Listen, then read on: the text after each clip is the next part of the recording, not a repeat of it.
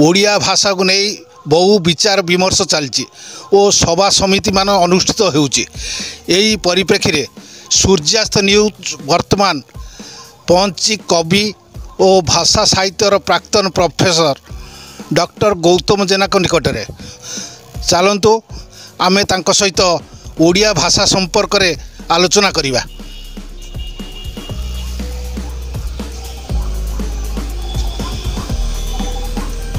आमे आसी पहुँच जाइचु कवि डॉक्टर प्रोफेसर गौतम जेना पाखरे।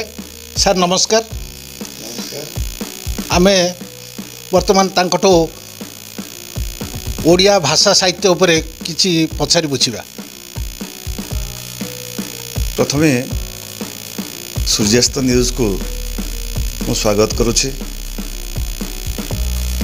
सारा ओडिशा रे दीर्घ एक मास हो ओडिया भाषा को साहित्य को संस्कृति नहीं राज्य सरकार सत जमिति एक आंदोलन चलैचंती। ओडिया भाषार अग्रगति निमंते प्रचार प्रसार निमंते राज्य सरकार निष्ठार सह विभिन्न पदक्षेप मान नौचंती।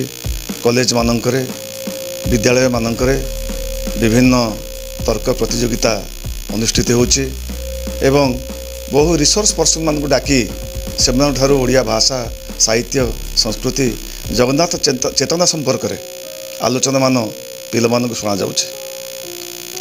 ये सब प्रकृत रे गोटे गोटे आगामी समय पाई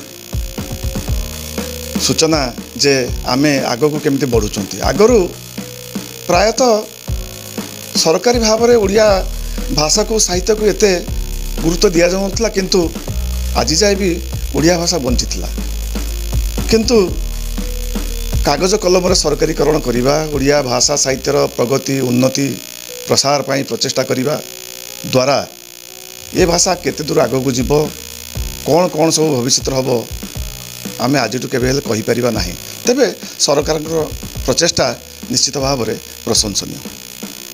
द्वितीय कथाटी होछि आमे जेतेबेले भाषा पर्याय को आसीबा सेतेबेले आमे आलोचना करिबा प्राय सारा पृथ्वी रे 7000 रु ऊर्ध्व भाषा प्रचलित कहिबा एवं लेखिबारे 7000 रु ऊर्ध्व भाषा।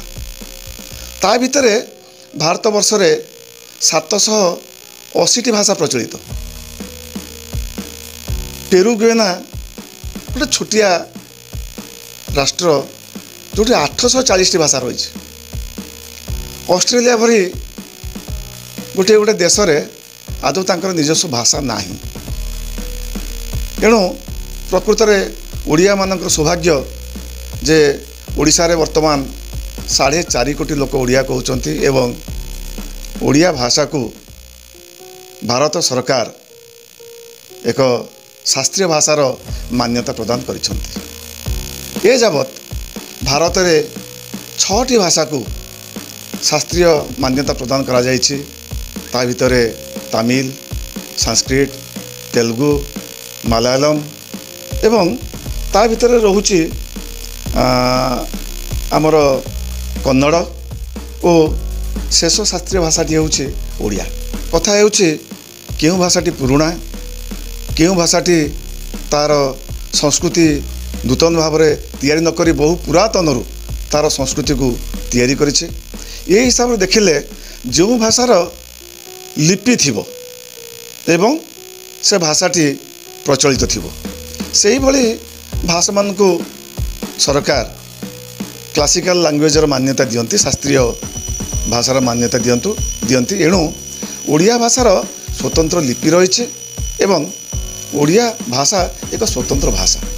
ये भाषा प्राय 2000 वर्षर पुराणा भाषा। ये भाषा आमर पड़ोसी राज्य बंगला भाषा ठारू मध्य 500 वर्षर पुराणा।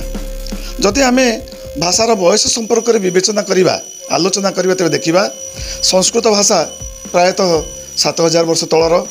तापर आसुछि तमिल भाषा 5000 वर्ष तलर।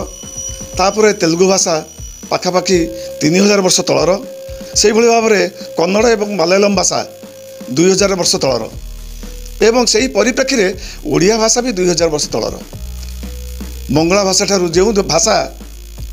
ଯେଉଁ ଭାଷାଭାଷୀ ଲୋକ ଦିନେ କହୁଥିଲେ ଓଡ଼ିଆ ଏକ ସ୍ୱତନ୍ତ୍ର ଭାଷା ନୁହେଁ, ସେ ଭାଷାଭାଷୀ ଲୋକ ଜାଣିବା ଉଚିତ ଓଡ଼ିଆ ଭାଷା 2000 ବର୍ଷ ତଳର ହେଲାବେଳେ ସେଇ ବଙ୍ଗଳା ଭାଷା ହେଉଛି ବର୍ତ୍ତମାନ 1500 ବର୍ଷ ତଳର। ଏବଂ ଅନ୍ୟ ପକ୍ଷରେ ବିଚାର କଲେ ଆମେ ଦେଖିବା ଯେ ଓଡ଼ିଆ ଭାଷା ବିଶ୍ୱ ଭାଷାର ଅନୁକ୍ରମରେ 37ତମ ଭାଷା।